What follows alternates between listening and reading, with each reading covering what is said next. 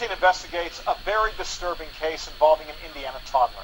How this little girl died is tragic, but what happened after her death, well, some say that's downright shocking. Our senior investigative reporter, Bob Siegel, shows you why a judge is now at the center of the controversy. And we want to warn you, some of the images you're about to see are difficult to look at. These pictures show Alissa Guernsey just the way her uncle remembers her. Cute, smiling, big smile. She'd love just to cuddle up and snuggle right up with you. She was just a little cutie. What's so hard for Tyler Sprunger to understand is how his 16-month-old niece went from this to this to this. There's not a day that doesn't go by where Alissa doesn't pop in my head, how she was basically, in my opinion, tortured to death. Alissa's short life was a turbulent one. Her father died in a car accident. Her mother accused of neglect. Relatives offered to help. Christy and Matt Schaefer opened their home to a little girl in need.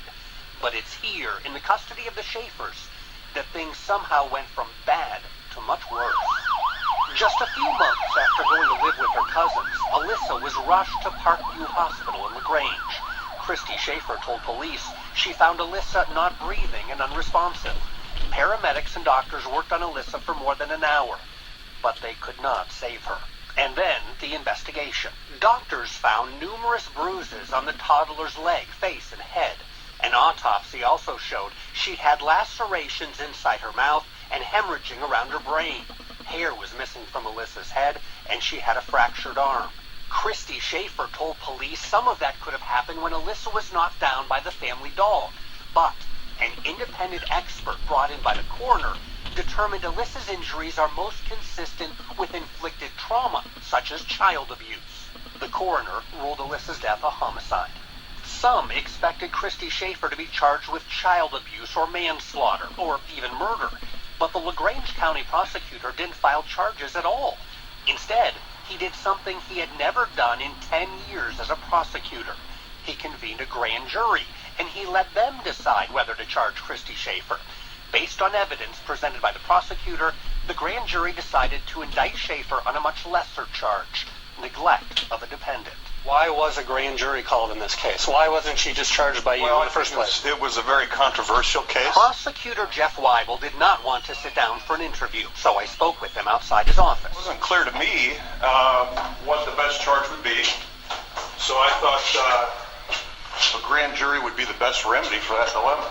Does it make sense to call a grand jury in a case like this? No. You would expect the prosecutor to look at the evidence and to make a decision based on the evidence the prosecutor had. Joel Schum is a professor and legal expert at the IU School of Law. A grand jury process is very secretive, so there's not transparency. We don't know what they were told or what they weren't told or anything else that happened in that process. And because the process is so secretive, there's no way to know why Schaefer was indicted on a relatively minor neglect charge instead of neglect causing death.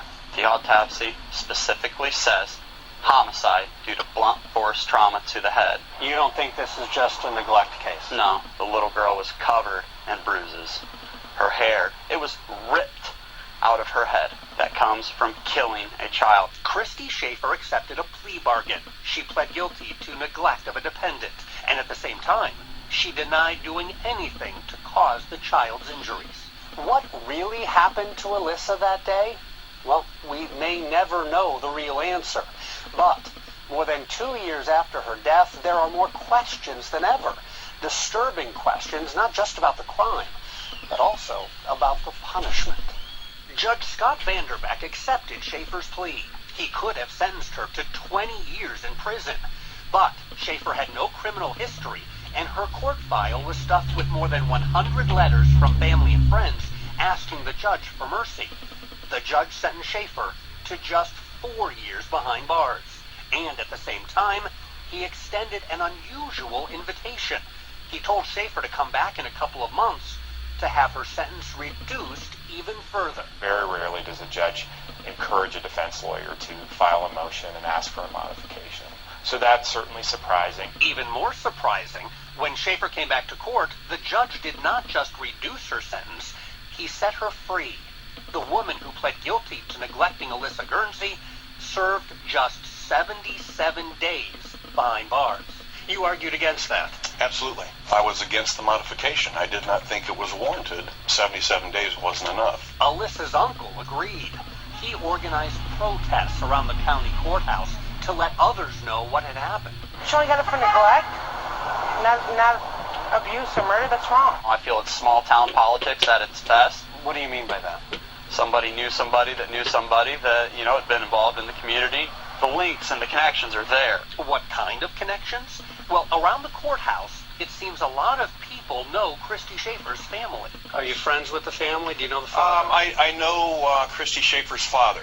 He's a banker here in town, and I've spoken with him on occasion, but he's never been a client of mine, and I've never done any work for him. The judge knows him, too. Carrie Sprunger is the senior vice president and senior loan officer of the biggest bank in LaGrange. 13 Investigates obtained a court transcript where Judge Vanderbeck admits, I know Mr. Sprunger. He's been on some boards with me. I know he's got a good heart. And I think I went to a baseball game with his son, so I wouldn't do that if they were bad people. I asked the judge about his relationship with the defendant's family. He told me he cannot discuss the case at all because of ethical rules for judges.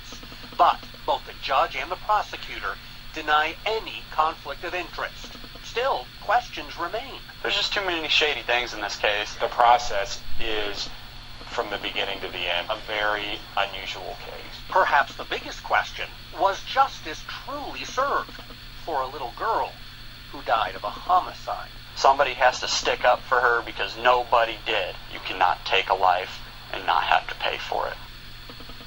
After our meeting with the judge, he decided to step down from the case. Critics say that's what should have happened from the very beginning, and they now want the case against Christy Schaefer reopened, if nothing else, to help determine what really happened to Alissa. Legal experts say that's unlikely to happen.